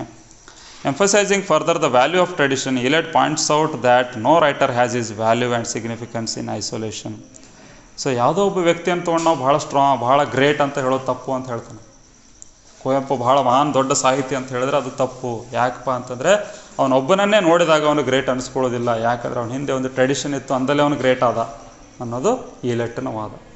ಅವನು ಹೇಳ್ತಾನೆ, no writer has his value and significance in isolation. ಅವನನ್ನು ಪ್ರತ್ಯೇಕವಾಗಿಟ್ಟು ನೋಡ್ರಿ, ಕುವೆಂಪುನೊಬ್ಬನನ್ನೇ ಪ್ರತ್ಯೇಕವಾಗಿಟ್ಟು ನೋಡಿದ್ರಿ ಅಂತಂದರೆ ಅವನ ಸಾಧನೆ ಅನಿಸ್ಕೊಳ್ಳೋದಿಲ್ಲ. ಕನ್ನಡ ಸಾಹಿತ್ಯದ ಒಂದು ಭಾಗವಾಗಿ ಅವನನ್ನು ನೋಡಿದಾಗ ಮಾತ್ರ ಅದು ದೊಡ್ಡ ಸಾಧನೆ ಅಂತ ಅನಿಸ್ಕೊಳ್ಳುತ್ತೆ. To judge the work of a poet or an artist we must compare and contrast his work with the works of poets and artist of the past. Such comparison and contrast is essential for forming an idea of the real worth and significance of a new writer and his work. So ಏನಾಗುತ್ತಪ್ಪ ಅಂತಂದರೆ, ಒಬ್ಬ ಕವಿಯ ವರ್ತನ್ನು, ಒಬ್ಬ ಕವಿಯ ಮೌಲ್ಯವನ್ನು ನೀವು ಅಳತೆ ಮಾಡಬೇಕಾಗಿತ್ತಪ್ಪ ಅಂದರೆ ಅವನಿಗೆ ಹಿಂದೆ ಆದು ಹೋದಂಥ ಕವಿಗಳ ಜೊತೆಗೆ ಅವನು ಕಂಪೇರ್ ಮಾಡ್ಬೇಕು ನೀವು. ಅಂದರೆ ಏನಾಗುತ್ತೆ, ಅವನ ಮೌಲ್ಯ ನಿಮ್ಗೆ ಅರ್ಥ ಆಗುತ್ತೆ. ಅದನ್ನೇ ಟಚ್ ಸ್ಟೋನ್ ಮೆಥಡ್ ಅಂತ ಹೇಳ್ತಾನೆ. ಟಚ್ ಸ್ಟೋನ್ ಮೆಥಡಲ್ಲಿ ಏನು ಹೇಳೋದು, ಈ ಕುವೆಂಪು ಎಷ್ಟು ಗ್ರೇಟ್ ಅಂತ ನಮಗೆ ಗೊತ್ತಾಗಬೇಕಪ್ಪ ಅಂದರೆ we should know Pampa, we should know Ranna, Ponna, Janna ಅವ್ರನ್ನೆಲ್ಲ ಗೊತ್ತಾಗಿತ್ತು ಅಂದ್ರೆ ಅವ್ರ ಜೊತೆ ಕಂಪೇರ್ ಮಾಡಿದಾಗ ಕುವೆಂಪುನ ವರ್ತ್ ಏನು, ಅವನ ಮೌಲ್ಯ ಏನಂತ ನಮ್ಗೆ ಗೊತ್ತಾಗುತ್ತೆ. ಇಲ್ಲಾಂದ್ರೆ ಏನಾಗಲ್ಲ, ಅವನ ಮೌಲ್ಯ ಆಗಲಿ ಮಹತ್ವ ಆಗಲಿ ನಮಗೆ ಗೊತ್ತಾಗೋದಿಲ್ಲ. Eliot's conception of tradition is a dynamic one. According to his view, tradition is not anything fixed and static. Fixed ಆದಂಥದ್ದು, ಸ್ಟ್ಯಾಟಿಕ್ ಅದ, ನಿಂತ ನೀರಲ್ಲ ಟ್ರೆಡಿಷನ್ ಅನ್ನುವಂಥದ್ದು. ಇಟ್ ಈಸ್ ಕಾನ್ಸ್ಟೆಂಟ್ಲಿ ಚೇಂಜಿಂಗ್, ಅದು ಚೇಂಜ್ ಆಗ್ತಾ ಹೋಗ್ತಿರುತ್ತೆ. ಗ್ರೋವಿಂಗ್, ಕಾನ್ಸ್ಟೆಂಟ್ಲಿ ಬೆಳೀತಾ ಇರುತ್ತೆ. And becoming different from what it is. So ಇವತ್ತಿದ್ದದ್ದು ಅದು ನಾಳೆ ಇರೋದಿಲ್ಲ, ಚೇಂಜ್ ಆಗ್ತಾ ಇರುತ್ತೆ. ಇಟ್ ಈಸ್ ಬಿಕಮಿಂಗ್ ಡಿಫ್ರೆಂಟ್, ಅದು ಬದಲಾಗ್ತಾ ಇರುತ್ತೆ, ವಿಭಿನ್ನವಾಗ್ತಾ ಹೋಗುತ್ತೆ. A writer in the present must seek guidance from the past. He must conform to the literary tradition. So ಏನಾಗುತ್ತಪ್ಪ ಅಂತಂದರೆ, ಗೈಡೆನ್ಸನ್ನು ತೊಗೋಬೇಕು ಪ್ರೆಸೆಂಟದ ರೈಟರು, ಪಾಸ್ಟದ ಕಡೆಯಿಂದ.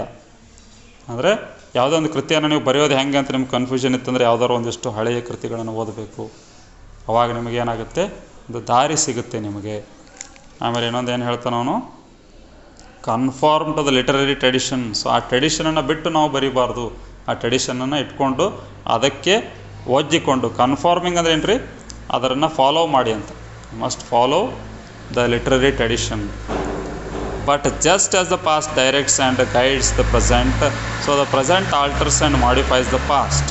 When a new work of art is created, if it is really new and original, the whole literary tradition is modified. Though ever so slightly, the relationship between the past and the present is not one-sided.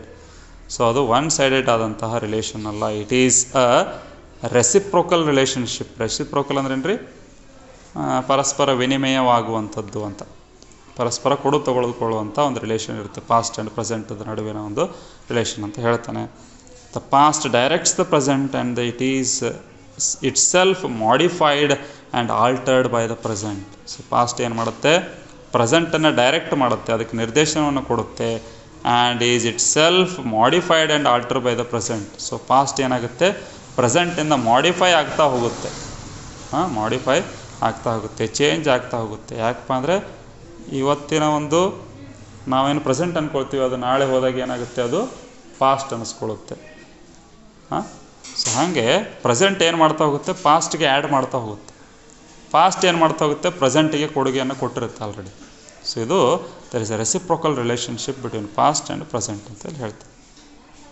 The existing monuments form and ideal order among themselves, which is modified by the introduction of the new, really new work of art among them. The existing order is complete before the new work arrives.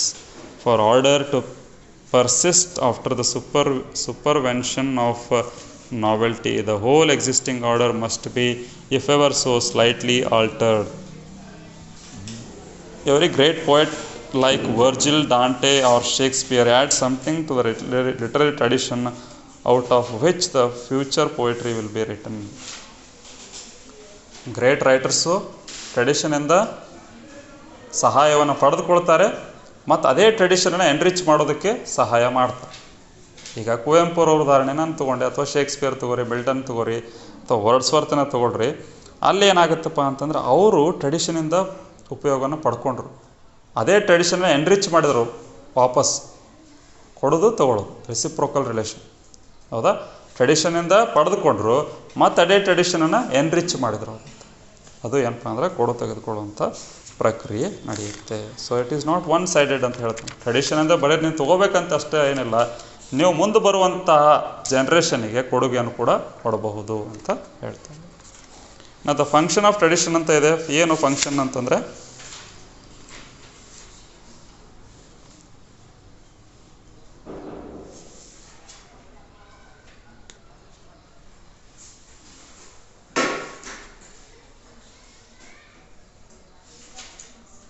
the past helps us to understand the present, and the present throws light on the past. It is in this way alone that we can form an idea of what is really individual and new. It is by comparison alone that we can shift the traditional form, the individual elements in traditional from the individual elements in a given work of art. So tradition ಅರ್ಥ ಮಾಡಿಕೊಂಡ್ರೆ ನಾವು ಆ ಒಂದು ಕೃತಿಯ ಮೌಲ್ಯವನ್ನು ಅರ್ಥ ಮಾಡ್ಕೊಳ್ಳೋದಕ್ಕಾಗುತ್ತೆ, ಆ ಕೃತಿಯನ್ನು ಬೇರೆ ಕೃತಿಗಳಿಂದ ಹೋಲಿಸೋದಕ್ಕೆ ಸಾಧ್ಯ ಆಗುತ್ತೆ ಅನ್ನೋದು. ಇನ್ನು ಸೆನ್ಸ್ ಆಫ್ ಟ್ರೆಡಿಷನ್ ಅಂತ ಇದೆ. ಸೆನ್ಸ್ ಆಫ್ ಟ್ರೆಡಿಷನ್ ಅಂತಂದರೆ ಏನು? ನಾವು ಸೆನ್ಸ್ ಆಫ್ ಹಿಸ್ಟ್ರಿ ಬಗ್ಗೆ ನೋಡಿದ್ವಿ, ಅದೇ ಥರ ಸೆನ್ಸ್ ಆಫ್ ಟ್ರೆಡಿಷನ್. ಸೊ ಇದರಲ್ಲಿ the sense of tradition does not mean that the poet should try to know the past as a whole, take it to be a lump or mass without any discrimination. Such a course is impossible as well as undesirable. The past must be examined critically, and only the significant in it should be acquired. The sense of tradition does not also mean that the poet should know only a few poets whom he admires. This is a sign of immaturity and inexperience. Neither should a poet be content merely to know some particular age or period which he likes. This may be pleasant and delightful, but it will not constitute a sense of tradition. So what is sense of tradition? ನಮಗೆ ಬೇಕಾದಂಥ ಒಂದು 4 ಪೋಯಟ್ಗಳನ್ನು ಓದಿಬಿಟ್ರೆ ಅದು sense of tradition ಆಗಲ್ಲ. ಇಡೀ ಸಾಹಿತ್ಯದ ಚರಿತ್ರೆಯನ್ನು ನೋಡಬೇಕು. ಅದರಲ್ಲಿ ಬಂದಂಥ ಪ್ರತಿಯೊಂದು ಕವಿಯ ಬಗ್ಗೆ ನಮಗೆ ಪರಿಚಯ ಇರಬೇಕಾಗುತ್ತೆ. ಅದರಲ್ಲಿ ಬಂದಂಥ ಪ್ರತಿಯೊಬ್ಬ ಮಹತ್ವದ ಕೃತಿಯ ಅಧ್ಯಯನ ನಾವು ಮಾಡಿರಬೇಕಾಗುತ್ತೆ. ಈಗ ನನಗೆ ವರ್ಡ್ಸ್ವರ್ತ್ ಅಂದರೆ ಇಷ್ಟ ಅಂತ ವರ್ಡ್ಸ್ವರ್ತನ ಅಷ್ಟೇ ಓದೋದಲ್ಲ, ಶೇಕ್ಸ್ಪಿಯರ್ ಇಷ್ಟ ಅಂತ ಶೇಕ್ಸ್ಪಿಯರ್ ಒಬ್ಬನೇ ಓದೋದಲ್ಲ, ಎಲ್ಲ ಕೃತಿಗಳನ್ನೂ ಓದಬೇಕು. ಶೇಕ್ಸ್ಪಿಯರ್ನೂ ಓದಬೇಕು, ಮಾರ್ಲೋನೂ ಓದಬೇಕು, ಥಾಮಸ್ ಕಿಡ್ನೂ ಓದಬೇಕು, ಯಾರ್ಯಾರು ರೈಟರ್ಸ್, ಬೆನ್ ಜಾನ್ಸನ್ನು ಓದಬೇಕು, ಎಲ್ಲರನ್ನೂ ಓದಬೇಕು ನಾವು. ಅಂದಾಗ ಏನಾಗುತ್ತೆ, ಆ ಒಂದು ಇಡೀ ಹಿಸ್ಟಾರಿಕಲ್ ಸೆನ್ಸ್ ಅಂತ ಹೇಳ್ತೀವಿ, ಅಥವಾ ಸೆನ್ಸ್ ಆಫ್ ಟ್ರೆಡಿಷನ್ ಅಂತ ಏನು ಹೇಳ್ತೀವಿ, ಅದು ನಮಗೆ ಸಿಗುತ್ತೆ. ಅದನ್ನು ಬಿಟ್ಟು ಇಲ್ಲಿ ಏನು ಮಾಡ್ತಾರಪ್ಪ ಅಂದ್ರೆ ಭಾಳಷ್ಟು ಲೇಖಕರು, ಕವಿಗಳು ಫೇವರೆಟಿಸಮನ್ನು ಬೆಳೆಸ್ಕೊಳ್ತಾರೆ. ಫೇವರೆಟಿಸಮ್ ಅಂದರೆ ಏನು ರೀ, ಈ ಕೃತಿಕಾರನೇ ಮಹತ್ವದ್ದು. ಈಗ ನಮ್ಮ ಸಿನಿಮಾ ನೋಡೋರು ನೋಡ್ರಿ, ನಮ್ಮ ಹೀರೋ ಅಂತೇಳಿ ಅವನಷ್ಟೇ ನೋಡ್ತಾರೆ. ಉಳಿದವರು ಅದಕ್ಕೆ ಅದ್ಭುತವಾದ ಸಿನಿಮಾಗಳನ್ನು ಮಾಡಿರ್ತಾರೆ, ಆ ಸಿನಿಮಾಗಳನ್ನು ನೋಡೋಕೆ ಹೋಗೋದಿಲ್ಲ. ನಮ್ಮ ಹೀರೋನ ಸಿನಿಮಾ ಆಯ್ತು ಅದನ್ನಷ್ಟೇ ನೋಡೋರು ಅಂತ. ಅದು ಅಲ್ಲ. ಹಾಗಾದಾಗ ಏನಾದರೆ it is making us narrow minded ಆಗಿಬಿಡ್ತೀವಿ. ಸೊ ಹಾಗಾಗಿ ನಾನು ಸಣ್ಣವಿದ್ದಾಗ ನಮ್ಮ ಹೀರೋ ಅಂತ ಏನೇನೋ ಮಾಡ್ತಿದ್ವಿ. ಇವತ್ತು ನಾನು ಯಾವ ಹೀರೋ ಅಂತ ಹೇಳೋದಿಲ್ಲ, ಎಲ್ಲ ಸಿನಿಮಾಗಳನ್ನು ನೋಡ್ತೀನಿ. ಯಾಕಂದರೆ ಒಂದು ರೀತಿ ನಿಷ್ಪಕ್ಷಪಾತವಾಗಿ ನಾವು ನಿಂತು ನೋಡಬೇಕಾಗುತ್ತೆ. ಎಲ್ಲ ಅಂದರೆ ಕ್ಯಾಟಲಿಕ್ಟಿಕ್ ಏಜೆಂಟ್ ಅಂತ ಹೇಳ್ತಾನೆ TS Eliot ಒಂದು ಕಡೆ. ಆ ಥರ ಇರಬೇಕು ನಾವು. ಯಾವುದನ್ನು ಕೂಡ ಪಾರ್ಷಿಯಲ್ ಆಗಿ ನೋಡೋದು, ಪಾರ್ಶಾಲಿಟಿ ಮಾಡೋದು ಅಂತೀವಿ ನೋಡಿ. ಹೌದಾ? ಪಾರ್ಶಾಲಿಟಿ ಇಲ್ಲದೆ ಇಂಪಾರ್ಷಿಯಲ್ ಆಗಿ ನಾವು ನೋಡಿದಾಗ ನಮಗೇನಾಗುತ್ತೆ, ಸಾಹಿತ್ಯದ ನಿಜವಾದ ರಸವನ್ನು ಅನುಭವಿಸೋದಕ್ಕಾಗುತ್ತೆ. ರಸಾಸ್ವಾದ ಥಿಯರಿ ಅಂತ ಬರುತ್ತೆ. ರಸಾಸ್ವಾದ ಯಾವಾಗ ಸಾಧ್ಯ ಆಗುತ್ತೆ? ನಾವು ಯಾವುದೇ ರೀತಿಯ ಪೂರ್ವಾಗ್ರಹಗಳಿಲ್ಲದೆ, ಯಾವುದೇ ರೀತಿಯ ಪಕ್ಷಪಾತವಿಲ್ಲದೆ ನಾವು ಒಂದು ಕೃತಿಯನ್ನು ಆಸ್ವಾದಿಸಬೇಕು. ಅಂದಾಗದು ರಸಾಸ್ವಾದ ಆಗುತ್ತೆ. ಅದನ್ನು ಬಿಟ್ಟು ಏನು ಮಾಡೋದು, ಏನೋ ಒಂದು ಕೃತಿಕಾರನ ಬಗ್ಗೆ ಆಗಲಿ, ಒಬ್ಬ ಸಿನಿಮಾದವನ ಬಗ್ಗೆ ಆಗಲಿ ಮೊದಲೇ ಒಂದಿಷ್ಟು ಏನೋ ಚಿಂತನೆಗಳನ್ನ ಇಟ್ಕೊಂಡು, ಮೊದಲೇ ಒಂದಿಷ್ಟು ಪೂರ್ವಾಗ್ರಹ ಇಟ್ಕೊಂಡು, ಇವಂದ್ರೆ ನನಗೆ ಲೈಕ್ ಆಗಲ್ಲ ನನಗೆ ಅಂತಿರ್ತಾರೆ. ಕೆಲವೊಬ್ರು ಕೇಳಿ ನಾನು, ನಮಗೆ ಆ ಹೀರೋ ಅಂದ್ರೆ ಲೈಕ್ ಆಗಲ್ಲ, ಈ ಹೀರೋ ಅಂದ್ರೆ ಲೈಕ್ ಆಗಲ್ಲ. ಸೊ ಹಂಗೆ ಲೈಕ್ ಆಗಲ್ಲ ಅಂತ ಅಂದ್ಕೊಂಡು ನೋಡ್ರಿ, ಏನು ಲೈಕೇ ಆಗೋದಿಲ್ಲ. ಸೊ ಹಾಗಾಗಿ ಆ ಥರದನ್ನು ನಾವೇನು ಮಾಡೋಕ್ಕೂ ಬಿಡಬೇಕು. ಬಿಟ್ಟು ನೋಡಿರಿ ಎಲ್ಲ ಸಿನಿಮಾಗಳು ಇಷ್ಟ ಆಗ್ತವೆ. ಎಲ್ಲ ಸಿನಿಮಾ ಎಲ್ಲ ಪ್ರತಿಯೊಂದು ಅದ್ಭುತವಾದಂಥ ಸಿನಿಮಾ, ಎಲ್ಲ ಸಿನಿಮಾ ಅಂದರೆ ಎಲ್ಲ ಸಿನಿಮಾ ಅಂತಲ್ಲ, ಒಳ್ಳೆಯ ಸಿನಿಮಾಗಳು ಯಾರೇ ಮಾಡಿದ್ರು ಕೂಡ ನೋಡಬೇಕು. ನಾಟ್ ಜಸ್ಟ್ ಎನಿ ಹೀರೋ ಅಂತ. ಸೊ ಇಲ್ಲಿ ಕೂಡ ಅದೇ ಅವನು ಏನು ಹೇಳ್ತಾನೆ, ಫೇವ್ರೆಟಿಸಮನ್ನು ಮಾಡೋದಕ್ಕೆ ಹೋಗಬೇಡ್ರಿ. ಯಾವುದೇ ಒಂದು ಮಹತ್ವದ ಕೃತಿ ಅಂತ ಅನ್ನಿಸ್ಕೊಂಡ್ರೆ ಅದನ್ನು ನಾವು ನೋಡಬೇಕಾಗತ್ತೆ. ಯಾರೋ ಒಂದಿಷ್ಟು ಜನ ಹೊಸಬರೆಲ್ಲ ಸೇರಿ ಸಿನಿಮಾ ಮಾಡಿರ್ತಾರೆ, ಅದು ಭಾಳ ಅದ್ಭುತವಾಗಿರುತ್ತೆ. ಹೊಸಬರು ಮಾಡ್ಯಾರದ್ರಾಗ ಯಾರು ಹೀರೋ ಇಲ್ಲ ಅಂತ ಅದರ ನೋಡಿಬಿಡ್ತಾರೆ. ರಂಗಿ ತರಂಗ ಅಂತ ಒಂದು ಸಿನಿಮಾ ಬಂತು, ಅದರಲ್ಲಿ ಯಾರೂ ಕೂಡ ಹೀರೋಗಳು ಇರಲಿಲ್ಲ, ಎಸ್ಟಾಬ್ಲಿಷ್ಡ್ ಹೀರೋಗಳು ಯಾರೂ ಇರಲಿಲ್ಲ. But it was super hit. IMDb ರ್ಯಾಂಕಿಂಗಲ್ಲೂ ಭಾಳ 9 ಪಾಯಿಂಟ್ ಸಮಥಿಂಗ್ ರ್ಯಾಂಕಿಂಗ್ ಬಂತದು. ಸೊ ಹಂಗೆ ಬಂದಾಗ ಜನ ಎಲ್ಲ ಆಶ್ಚರ್ಯಚಕಿತರಾಗ್ಬಿಟ್ಟು. ಹಾಗೆ ಸಾಮಾನ್ಯ ಜನರು ಏನು ಮಾಡ್ತಾರೆ, ಹೀರೋಯಿಸಮ್ ನೋಡೋಲ್ಲ. ಕೆಲವೊಂದಿಷ್ಟು ಜನ ಇರ್ತಾರೆ ಅಭಿಮಾನಿಗಳಂತ. ಒಂದು ಸಲ ಅಭಿಮಾನಿಗಳ ನಡುವೆ ಹೊಡೆದಾಟಗಳಾದವು. ಅಭಿಮಾನಿ ಸಂಘ ಅಂತ ಕಟ್ಕೊಂಡು ಇನ್ನೊಬ್ಬ ಹೀರೋನ ಮೇಲೆ ಇದನ್ನು ಮಾಡೋದು, ಅದು ಸ್ಟಾರ್ ವಾರ್ ಅಂತೇನೋ ಹೇಳ್ತಾರೆ ಅದಕ್ಕೆ. ಇವ್ರನ್ನ ಸ್ಟಾರ್ ಅಂತ ಕರೆದವ್ರು ಯಾರು? ಹಂಗೆ ಹೇಳಿದಾಗ ಸೊ ಅದೆಲ್ಲ ಒಳ್ಳೇದಲ್ಲ. ಸೊ ನೀವು ಕೂಡ ಏನು ಮಾಡಬೇಡ್ರಿ, ಒಬ್ಬ ಯಾರೋ ಹೀರೋಯಿನ್ ಅಂತ ಅಂದ್ಕೊಳಕ್ಕೆ ಹೋಗ್ಬೇಡ್ರಿ. ಅವ್ರು ಇಷ್ಟಪಡ್ರಿ, ಏನು ತೊಂದರೆ ಇಲ್ಲ. ಬಟ್ ಅವ್ರಿಗಷ್ಟೇ ಸೀಮಿತ ಆಗಬೇಡ್ರಿ. ಇನ್ನೊಬ್ರು ಒಳ್ಳೆ ಸಿನಿಮಾ ಮಾಡ್ರೆ ಅದನ್ನು ನೋಡ್ರಿ ಅಂತ ಹೇಳೋದು ಅಷ್ಟೇ. ಸೊ ಫೇವರೆಟಿಸಮ್ ಅನ್ನೋದು ಇರಬಾರ್ದು. ಸಾಹಿತ್ಯದ ವಿದ್ಯಾರ್ಥಿಗಳು ಏನಾಗಿರಬೇಕು, ನಿಷ್ಪಕ್ಷಪಾತವಾಗಿರಬೇಕು. ಯಾವುದೇ ರೀತಿಯ ಪೂರ್ವಾಗ್ರಹಕ್ಕೆ ಒಳಗಾಗದೆ ನೀವು ಯಾವುದೇ ಒಂದು ವಿಷಯ, ಇದೊಂದೇ ಅಂತಲ್ರಿ, ಯಾವುದೇ ಪಕ್ಷದ ವಿಷಯ ತೊಗೊಳ್ರಿ, ರಾಜಕೀಯನೇ ತೊಗೊಳ್ರಿ, ಯಾವುದೇ ಒಂದು ಪಕ್ಷಪಾತಿಯಾಗಿ ವಿಚಾರ ಮಾಡಬಾರ್ದು. ನಿಷ್ಪಕ್ಷಪಾತವಾಗಿ ನಿಂತು ಏನು ಮಾಡಬೇಕು, ವಿಚಾರವನ್ನು ಮಾಡಬೇಕು. In other words, to know the tradition, the poet must judge critically what the main trends are and what are not. He must confine himself to the main trends to the exclusion of all that is incidental or topical. The poet must possess the critical gift in ample measures. He must also realize that the main literary trends are not determined by the great poets alone. Smaller poets are also are significant. They are not to be ignored. So ಅವನೇನು ಹೇಳ್ತಾನೆ, ದೊಡ್ಡ ದೊಡ್ಡ ಪೋಯೆಟ್ಗಳನ್ನು ಅಧ್ಯಯನ ಮಾಡಬೇಕು, ಅದ್ರ ಜೊತೆಗೆ small ಪೋಯೆಟ್ಗಳನ್ನು ಬಿಡಬೇಕು ಅಂತಲ್ಲ, ಅವ್ರನ್ನೂ ಕೂಡ ಸ್ಟಡಿ ಮಾಡಬೇಕು. ಅವರು ಕೂಡ ಮಹತ್ವದ ಬರೆದಿರ್ತಾರೆ, ಅದನ್ನು ಕೂಡ ನಾವು ನೋಡಬೇಕಾಗತ್ತೆ. Okay, works of art and their permanence ಬಗ್ಗೆ ಮಾತಾಡ್ತಾನೆ. ಪರ್ಮನೆಂಟ್ ವ್ಯಾಲ್ಯೂಗಳು ಅಂತ ಹೇಳ್ತೀವಿ. ಯಾವ ಒಂದು ಆರ್ಟ್ ಪರ್ಮನೆಂಟ್ ಆಗಿರುತ್ತೆ. ಶಾಶ್ವತತೆ ಅಂತ ಹೇಳ್ತಾರೆ. ಶಾಶ್ವತತೆ ಅಂತಂದ್ರೆ ಏನ್ರಿ, ಶಾಶ್ವತವಾಗಿ ಉಳಿಯುವ ಗುಣ. ಯಾವ ಕೃತಿ ಶಾಶ್ವತವಾಗಿರುತ್ತೆ? Like Shakespeare and Homer have grown outdated and lost their significance ಅಂತ ನಮಗೆ ಯಾವತ್ತೂ ಹೇಳೋದಿಲ್ಲ. ಅಂದರೆ ಭಾಳಷ್ಟು ವಿಷಯಗಳು ಚೇಂಜ್ ಆಗಿರ್ಬೋದು, ಆದರೆ ಶೇಕ್ಸ್ಪಿಯರ್ ಆಗಲಿ ಹೋಮರ್ ಆಗಲಿ ಇವತ್ತಿಗೂ ಕೂಡ ಏನಿದ್ದಾರೆ, ತಮ್ಮ ಮಹತ್ವವನ್ನು ಕಳೆದುಕೊಂಡಿಲ್ಲ. ಅವರು ಏನಿದ್ದಾರೆ, ಪರ್ಮನೆಂಟ್ ಆಗಿದ್ದಾರೆ. They have some permanence of art in them. The great works of art never lose their significance, for there is no qualitative improvement in art. There may be refinement, there may be development, but from the point of view of the artist, there is no improvement. For example, it will not be correct to say that the art of Shakespeare is better and higher than that of Eliot. Their works are of different kinds, for material on which they worked was different. So ಯಾವುದೋ ಒಬ್ಬ ಕೃತಿಕಾರನನ್ನು ಇನ್ನೊಬ್ಬ ಕೃತಿಕಾರನೊಂದಿಗೆ ಹೋಲಿಸಿ ಇವ great ಅಲ್ಲ ಅಥವಾ ಇವನಿಕಿನೇ ಒಂದು ಹೆಚ್ಚು ಅಂತ ಹೇಳೋದು ಏನಲ್ಲ, ಸರಿಯಲ್ಲ. ಅವರವರ ಒಂದು ಕ್ಷೇತ್ರಕ್ಕೆ, ಅವರವರ ಒಂದು ಟೈಮಿಗೆ ಅವರು ಅದ್ಭುತವಾದ ಕೆಲಸಗಳನ್ನು ಮಾಡಿರ್ತಾರೆ ಅನ್ನೋದನ್ನು ನಾವು ನೋಡಬೇಕಾಗುತ್ತೆ. ಅವೇರ್ನೆಸ್ ಆಫ್ ದ ಪಾಸ್ಟ್, ಇದ್ರ ಬಗ್ಗೆ ಸಾಕಷ್ಟು ಡಿಸ್ಕಷನ್ ಆಗಿದೆ ಆಲ್ರೆಡಿ. ಸೊ ಪಾಸ್ಟ್ ಬಗ್ಗೆ ನಾವು ಅವೇರ್ ಆಗಿರಬೇಕಾಗತ್ತೆ. ಸೊ ಇತಿಹಾಸದ ಅರಿವು ಎಲ್ಲರಿಗೂ ಇರಬೇಕಾಗತ್ತೆ. ಅದರಲ್ಲೂ ಸಾಹಿತ್ಯದ ವಿದ್ಯಾರ್ಥಿಗಳು everyone must study history of world, history of India ತಿಳ್ಕೊಂಡಿರ್ಬೇಕಾಗತ್ತೆ. ಅದಕ್ಕಿಂತ ಮುಂಚೆ ಹಿಸ್ಟ್ರಿ ಆಫ್ ದ ಅರ್ಥನ್ನು ತಿಳ್ಕೊಂಡಿರ್ಬೇಕಾಗತ್ತೆ. ನಾನು ಕೇಳಿದೆ, first you should know the history of the earth. ಭೂಮಿ ಹೆಂಗೆ ಉಟ್ಕೊಳ್ತು ಅದನ್ನು ತಿಳ್ಕೊರಿ ಫಸ್ಟ್. ಅವಾಗ ಏನಾಗುತ್ತೆ, ನಿಮ್ಮ ಚಿಂತನೆಗಳು ವಿಶಾಲ ಆಗ್ತಾ ಹೋಗ್ತಾವೆ. ನೀವೇನು ಮಾಡ್ತೀರಿ, history of Badami, history of Karnataka ಹಿಂಗೆ ಹೋಗ್ತೀರಿ. ಹಂಗೆ ಹೋಗ್ಬೇಡ್ರಿ, ಹಿಸ್ಟ್ರಿ ಆಫ್ ಅರ್ತಿಂದ ಬರ್ರಿ. ಅವಾಗ ನಿಮಗೇನಾಗುತ್ತೆ, ಮಾನವ ವಿಕಾಸ ಹೇಗಾಯಿತು, ವಿಕಾಸವಾದ ಸಿದ್ಧಾಂತ ಓದ್ರಿ ಡಾರ್ವಿನಿಂದು. ಆಮೇಲೆ ಯಾವ ರೀತಿ ಶಿಲಾಯುಗಗಳು ಬಂದು, ಯಾವ ರೀತಿ ಸಿವಿಲೈಸೇಷನ್ಗಳು ಬಂದು, ಅದನ್ನು ನೋಡ್ಕೊಳ್ರಿ. ಅವಾಗ ಏನಾಗುತ್ತೆ, ನಮ್ಮ ಒಂದು ಏನಂತೀವಿ ವಿಚಾರಶೀಲತೆ ಅನ್ನೋದು, ಅಥವಾ ನಮ್ಮ ಏನಂತೀವಿ ವ್ಯಾಪ್ತಿ, ಚಿಂತನೆಯ ವ್ಯಾಪ್ತಿ ವಿಶಾಲ ಆಗ್ತಾ ಹೋಗ್ತದೆ. ಸೊ ಅವಾಗ ಏನಾಗುತ್ತೆ, ಹೊಸ ಹೊಸ ಹೊಳವುಗಳು ಕಂಡು ಬರುತ್ತೆ ಅನ್ನೋದನ್ನು ನಾವು ನೋಡಬೇಕಾಗುತ್ತೆ. an impersonality of poetry or extinction of personality or escape from personality ಅಂತ ಏನೆಲ್ಲ ಹೇಳ್ತಾನಲ್ಲ, ಆ ಥಿಯರಿಯನ್ನು ನಾವೀಗ ನೋಡೋಣ. ಸೊ ಟ್ರೆಡಿಷನ್ ಬಗ್ಗೆ ನಾವು ಆಲ್ರೆಡಿ ನೋಡಿದ್ದೀವಿ, ಅದರ ಬಗ್ಗೆ ನಾವು ಜಾಸ್ತಿ ಹೇಳುವಂಥ ಅಗತ್ಯ ಇಲ್ಲ. ಸೊ ಇವನೇನು ಹೇಳ್ತಾನಪ್ಪ ಅಂತಂದರೆ, ವೈಯಕ್ತಿಕ ವಿಚಾರಗಳಿಗೆ ಮಹತ್ವ ಕೊಡಬೇಡಿ. ಅದು ವೈಯಕ್ತಿಕವಾಗಿತ್ತು ಅಂದರೆ ಅದು ಏನಿರ್ಬೇಕು ರೀ, ಸಾರ್ವತ್ರಿಕವಾಗಿರಬೇಕು, ಎಲ್ಲರಿಗೂ ಅದು ಅನ್ವಯ ಆಗುವಂಥದ್ದು ಇರಬೇಕು. ವೈಯಕ್ತಿಕ ವಿಚಾರಗಳನ್ನು ಹೇಳಬೇಡ್ರಿ ಅಂತ ಹೇಳ್ತಾನೆ.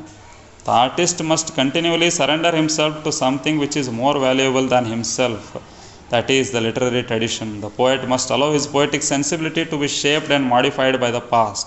He must continue to acquire the sense of tradition throughout his career.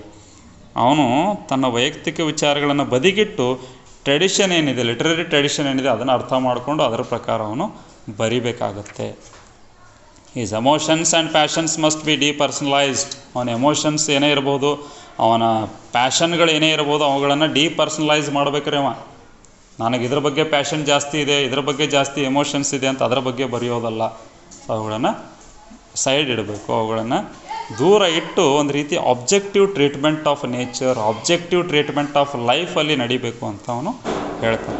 So ಯಾವಾಗ ನಾವು ಎಮೋಷ್ನಲ್ ಆಗ್ತೀವಿ, ಯಾವಾಗ ನಾವು ಪ್ಯಾಷನೇಟ್ ಆಗ್ತೀವಿ, ಅಲ್ಲಿ ಏನಾಗೋಕ್ಕೆ ಸಾಧ್ಯತೆ ಇರುತ್ತೆ, ಅಲ್ಲಿ ವಸ್ತುನಿಷ್ಠವಾದಂಥ ಸತ್ಯಗಳು ಬರೋದು ಕಡಿಮೆ ಆಗುತ್ತೆ ಅನ್ನೋದು.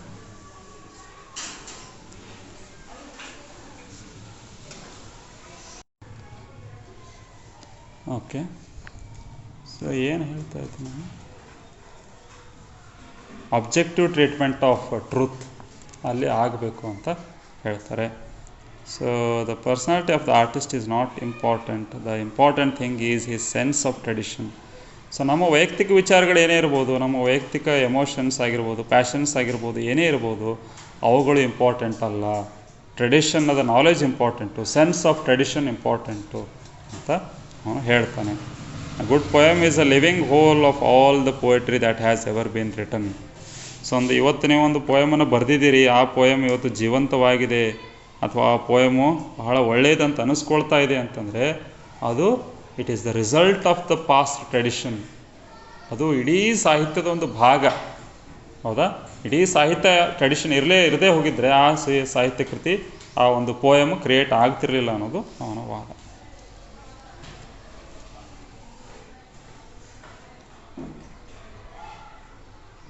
Thus, the poet's personality is merely a medium, having the same significance as a catalytic agent or a receptacle in which chemical reactions take place.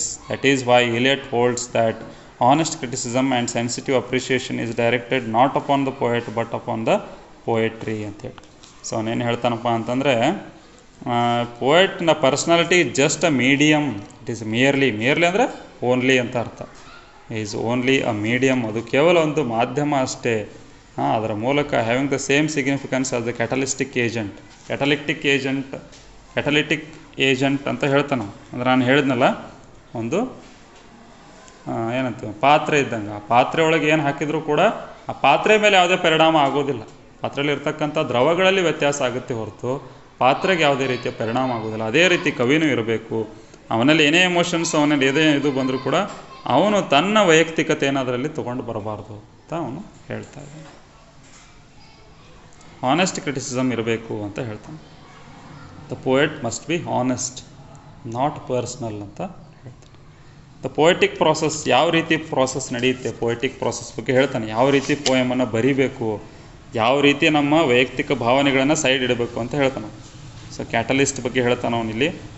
The analogy of the ಕ್ಯಾಟಲಿಸ್ಟದ ಒಂದು ನಿದರ್ಶನವನ್ನು ಕೊಡ್ತಾನೆ. ಅನಾಲಜಿ ಅಂದ್ರೆ ಏನು ರೀ? ನಿದರ್ಶನ. ಏನು ನಿದರ್ಶನ ಕೊಡ್ತಾನೆ? Eliot develops further his theory of the impersonality of poetry. He compares the mind of the poet to a catalyst and the process of a poetic creation to the process of a chemical reaction.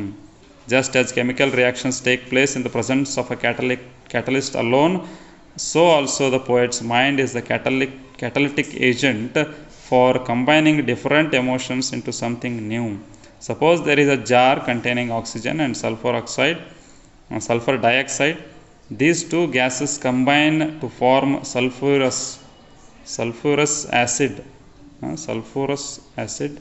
When a fine filament of platinum is introduced into the jar, the combination takes place only in the presence of the piece of platinum, but the metal itself does not undergo any change. It remains inert, neutral, and unaffected.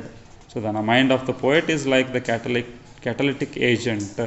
It is necessary for new combinations of emotions and experience to take place, but it itself does not undergo any change during the process of poetic combination. So ಇದು ನೋಡ್ರೆ ನನಗೊಂದು ಉದಾಹರಣೆ ನೆನಪಾಯಿತು. ಏನಪ್ಪ ಅಂತಂದರೆ, ಒಂದು ಬೊಗೋಣಿ ಇರುತ್ತೆ, ಬೊಗೋಣಿ ಒಳಗೆ ಒಗ್ಗರಣೆನ ಹಾಕ್ತಾರೆ. ಸೊ ಬೊಗೋಣಿಗೆ ಅನ್ನ ತಿಂದು ನೋಡ್ರೆ ಅದೇನು ರುಚಿ ಹತ್ತಲ್ಲ. ಬೊಗೋಣಿ ಟೇಸ್ಟ್ ಏನಾದ್ರು ಚೇಂಜ್ ಆಗುತ್ತೆ ಅಂದರೆ ಆ ಮೆಟಲ್ ಹಾಗೆ ಇರುತ್ತೆ, ಬಟ್ ಅದರೊಳಗೆ ಮಾಡಿದಂಥ ಆಹಾರ ಏನಾಗುತ್ತೆ, ರುಚಿ ಆಗುತ್ತೆ. ಆಮೇಲೆ ತೊಳೆದಿಟ್ಟ ಮೇಲೆ ಬೊಗೋಣಿನೇ ಆಗಿರುತ್ತೆ. ಬೊಗೋಣಿನ ಕಡ್ದು ತಿಂದರೆ ರುಚಿ ಹತ್ತತ್ತಾ? ಇಲ್ಲ. ಹಾಗೆ ಸೊ ಇದು ಕ್ಯಾಟಲಿಕ್ಟಿಕ್ ಏಜೆಂಟ್ ಅಂದ್ರೆ ಹಾಗೇನೆ. ಸೊ ಏನೇ ಪ್ರೊಸೆಸ್ಗಳಲ್ಲಿ ನಡೆದರೂ ಕೂಡ ನೀವು ಒಗ್ಗರಣೆಯಾರ ಹಾಕಿರಿ, ಶಾವಿಗೆ ಪಾಯಸಾರ ಮಾಡಿರಿ, ಸಜ್ಜಕಾರ ಮಾಡಿರಿ, ಏನಾರು ಮಾಡಿರಿ, ಬೊಗೋಣಿ ಆಗೇ ಇರುತ್ತೆ. ಬೊಗೋಣಿ ಏನೂ ಚೇಂಜ್ ಆಗೋದಿಲ್ಲ, ಬೊಗೋಣಿಗೇನೋ ರುಚಿ ಚೇಂಜ್ ಆಗೋದಿಲ್ಲ. ಬೊಗೋಣಿ ಹೆಂಗಿರ್ಬೇಕು ಹಾಗೆ ಇರುತ್ತೆ, ಆದರೆ ಅಲ್ಲಿರ್ತಕ್ಕಂತಹ ಆಹಾರ ಚೇಂಜ್ ಆಗ್ತಾ ಹೋಗುತ್ತೆ ಅನ್ನುವಂಥದ್ದು. ಸೊ ಹಾಗೆ ಕ್ಯಾಟಲಿಕ್ಟಿಕ್ ಏಜೆಂಟ್ ಅಂದರೆ ನಿಮಗೆ ಅರ್ಥ ಆಯಿತು ಇಲ್ಲೋ, ಸೈನ್ಸ್ ಗೊತ್ತಿದ್ದವ್ರಿಗೆ ಅರ್ಥ ಆಗುತ್ತೆ. ಕೆಮಿಕಲ್ ಎಫೆಕ್ಟ್ಗಳನ್ನು ನೀವು ನೋಡಿರಬಹುದು. ಸೊ ಹಾಗೆ ಎಣ್ಣೆಯನ್ನು ಹಾಕ್ತೀರಿ, ಕುದಿಸ್ತೀರಿ, ಕಾಯಕ್ಕೆ ಶುರುವಾಗುತ್ತೆ. ಅವಾಗ ಏನು ಮಾಡ್ತೀರಿ, ಜೀರಿಗೆ ಸಾಸಿವೆ ಎಲ್ಲ ಹಾಕ್ತೀರಿ. ಆಮೇಲೆ ಮೆಣಸಿನ್ಕಾಯಿ ಹಾಕಿದಾಗ ಸಿಡಿದು ಬಿಡುತ್ತದು.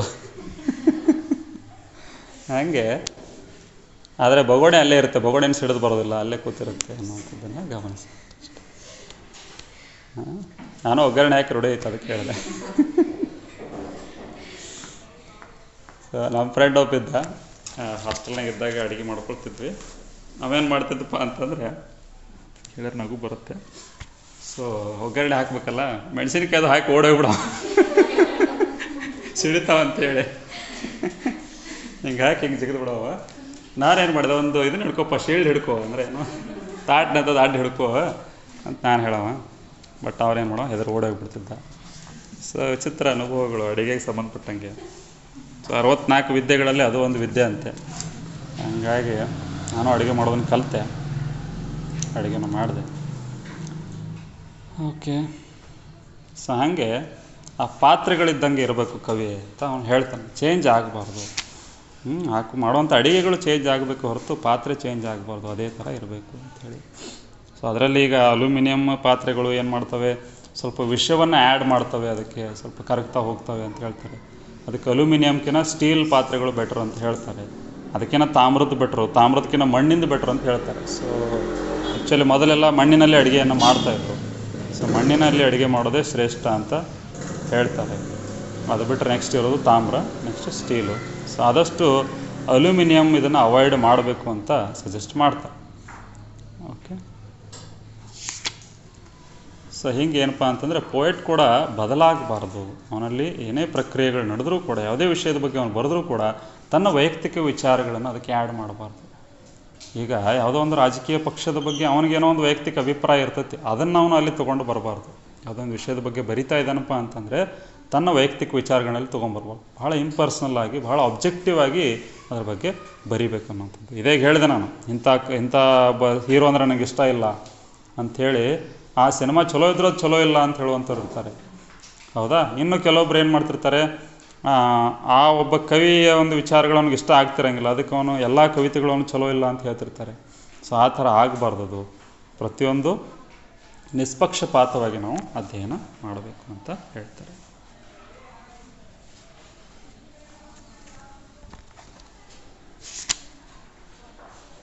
ಇನ್ನು ಎಮೋಷನ್ಸ್ ಆ್ಯಂಡ್ ಫೀಲಿಂಗ್ಸ್ ಬಗ್ಗೆ ಹೇಳ್ತಾನೆ. ಏನಪ್ಪ ಅಂತಂದರೆ, the experiences which enter the poetic process, says Eliot, may be of two kinds.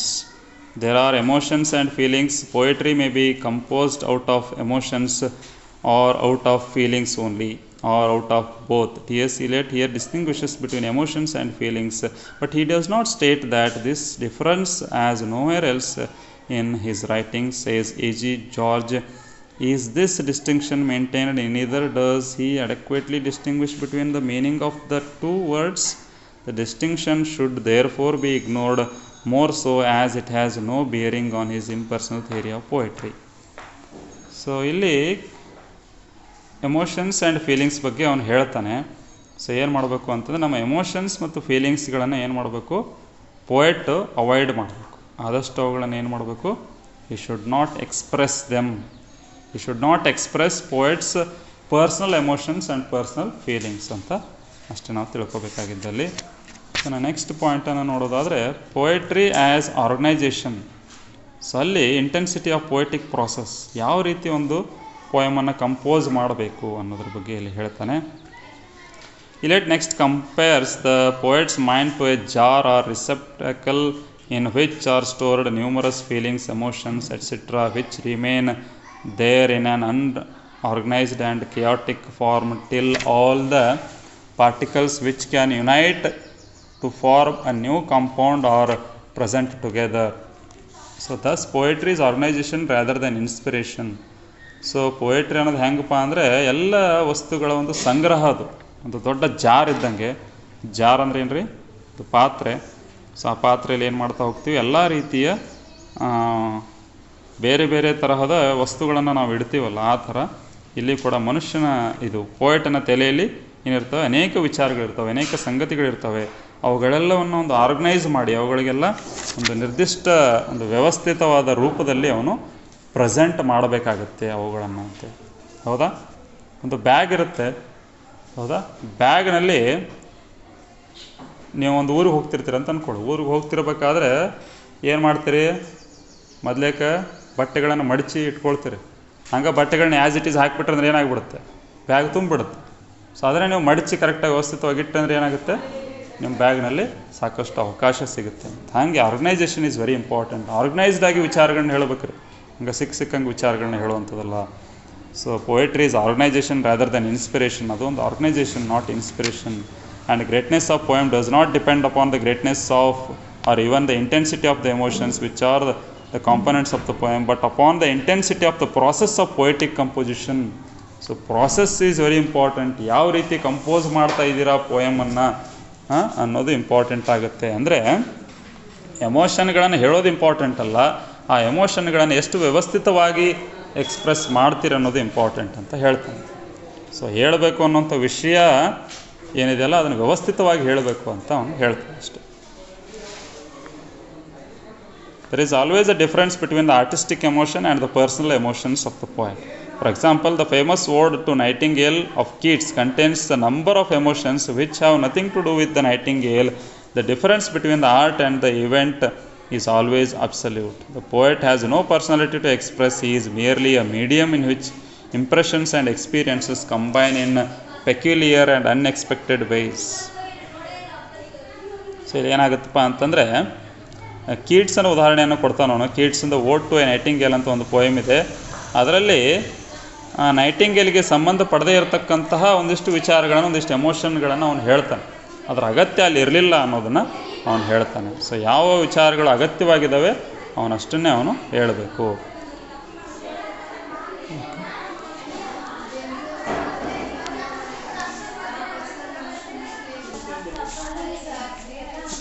So ನೀವು ಹೇಳ್ತಾ ಇದ್ರಲ್ಲ, ಸೊ ಅದು ಏನಪ್ಪ ಅಂದರೆ, ನಾನು ನೀನು ಅನ್ನೋಂಥ ಪೋಯಮ್ಗಳು ಭಾಳಷ್ಟು ಇದ್ದಾವೆ ಬೇಂದ್ರೆಯವರು ಬರೆದಂಥದ್ದು.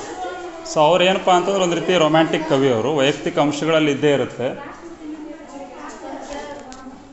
ಸೊ ವೈಯಕ್ತಿಕ ಅಂಶಗಳು ಅದರಲ್ಲಿ ಇದೆ ಬೇಂದ್ರೆಯವರ ಪೋಯಮ್ಗಳಲ್ಲಿ, ಆದರೆ ಅದನ್ನು ಮೀರಿ ಬೆಳೆದಂಥ ಕವಿಯವರು ಅಷ್ಟೆ. ಅಂದರೆ ಟಿ.ಎಸ್. ಇಲಿಯಟ್ ಒಂದು ಥಿಯರಿ ಅದು ಅಷ್ಟೇ. ಇಂಪರ್ಸ್ನಾಲಿಟಿ ಥಿಯರಿ ಬಗ್ಗೆ ಮಾತಾಡ್ತಾನೆ. ಅವನು ಯಾಕೆ ಹಾಗೆ ಹೇಳ್ದ ಅಂತಂದರೆ, ಕೆಲವೊಂದಿಷ್ಟು ಕವಿಗಳು ಏನು ಮಾಡಕತ್ತಿದ್ರಪ್ಪ ಅಂತಂದ್ರೆ ತಮ್ಮ ವೈಯಕ್ತಿಕ ವಿಚಾರಗಳನ್ನೇ ತುಂಬಿ ಬರೆಯೋಕ್ಕೆ ಶುರು ಮಾಡಿಬಿಟ್ಟಿದ್ರು. ಅದ್ರಾಗ ಏನೂ ಇಲ್ಲವೇ ಇಲ್ಲ ಪೋಯಮಲ್ಲಿ. ನಾನು ಅಲ್ಲಿ ಹೋದೆ, ಇದನ್ನು ಮಾಡಿದೆ, ಹಂಗಾಯ್ತು ಹಿಂಗಾಯ್ತು, ಇದು ನಂದು ಬಗ್ಗೆನೇ ನಾನು ಹೇಳ್ತಾ ಹೋದೆ ಅಂತಂದರೆ ಅದಕ್ಕೆ ವ್ಯಾಲ್ಯೂ ಇರೋಂಗಿಲ್ಲ. ಅದಕ್ಕೆ ಅವ್ನು ಹೇಳ್ತಾ ಇದ್ದೆ, ನಿಮ್ಮ ವೈಯಕ್ತಿಕ ಅಂಶ ತೊಗೊಂಬರಕ್ಕೆ ಹೋಗಬೇಡ್ರಿ. ನಿಮ್ಮ ಪರ್ಸನಲ್ ವಿಷಯ ತೊಗೊಂಡು ನಾನೇನು ಮಾಡಲಿ, ಇದು ಜನರಿಗೆ ಉಪಯೋಗ ಅಂಥದ್ದು ಏನಾರು ಇರಬೇಕಲ್ಲ. It should contain some universal value, ಅಂದರೆ ಅದಕ್ಕೊಂದು ಮಹತ್ವ ಸಿಗುತ್ತೆ ಅನ್ನೋದಿಷ್ಟು. ಈಗ ಬೇಂದ್ರೆಯವರ ಕವಿತೆಗಳು ವೈಯಕ್ತಿಕವಾಗಿದ್ದರೂ ಕೂಡ ಅದರಲ್ಲಿ ಒಂದು ಯೂನಿವರ್ಸಲ್ ಅಪೀಲ್ ಇದೆ. ಅದು ಅವರ ಮತ್ತು ಅವರ ಹೆಂಡತಿಯ ನಡುವೆ ನಡೆದಿರಬಹುದಾದಂಥ ಸಂಭಾಷಣೆ ಆಗಿದ್ದರೂ ಕೂಡ ಆ ಥರದ ಸಂಭಾಷಣೆಗಳು ಬಹಳಷ್ಟು ಏನೋ ಗಂಡ ಹೆಂಡತಿಯ ನಡುವೆನೋ ಯಾರ ನಡುವೆನೋ ನಡೆಯುವಂಥ ಸಾಧ್ಯತೆ ಇರುತ್ತೆ. ಹೌದಾ? ಅದು ಎಲ್ಲದಕ್ಕೂ ಅಪ್ಲಿಕೇಬಲ್ ಆಗುವಂಥದ್ದು, ವೈಯಕ್ತಿಕತೆಯನ್ನು ಮೀರಿ ಬೆಳೆದಂಥ ಪೋಯಮ್ಗಳು. ಸೊ ಹಾಗಾಗಿ ಅವ್ರಿಗೆ ಇದು ಅಪ್ಲೈ ಆಗೋದು. ಹಂಗೆ ಒಂದು ರೀತಿ ನೋಡಿದಾಗ ಅದು ಪರ್ಸನಲ್ ಅಂತ ಅನಿಸುತ್ತೆ, ಬಟ್ ಅದು ಮುಂದೆ ಅದನ್ನು ಮೀರಿ ಬೆಳೆದಂಥ ಒಂದು ಕವಿತೆ ಅಂತ ಅಲ್ಲಿ ಹೇಳಕ್ಕೆ.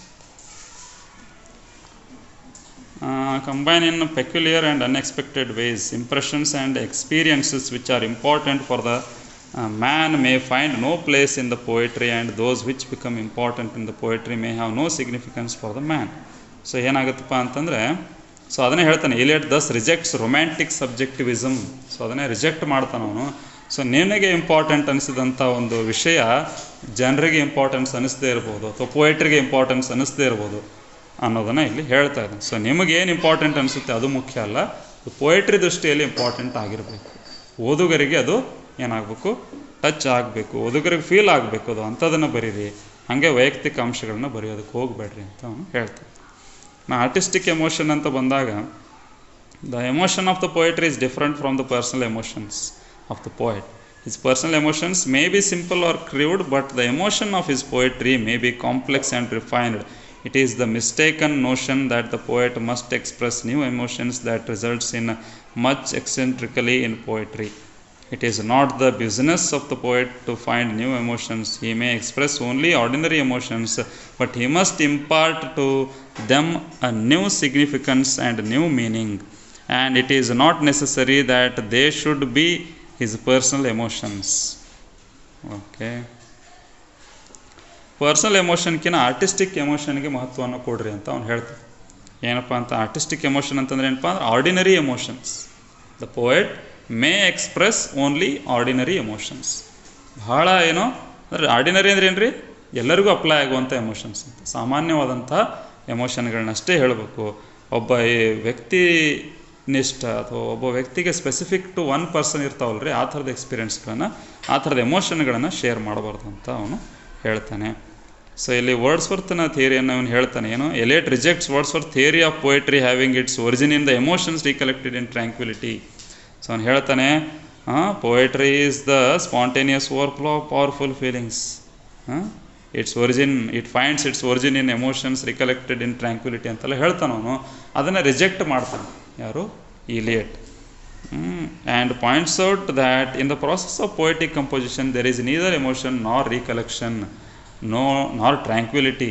ಸೊ ಅಲ್ಲಿ ಎಮೋಷನ್ನು ಇಲ್ಲ, ರಿಕಲೆಕ್ಷನ್ನು ಇಲ್ಲ, ಟ್ರ್ಯಾಂಕ್ವಿಲಿಟಿ ಕೂಡ ಇಲ್ಲ ಅಂತ ಅವನು ಹೇಳ್ತಾ ಇದ್ದಾನೆ. In the poetic process there is only concentration of a number of experiences and a new thing results from this concentration.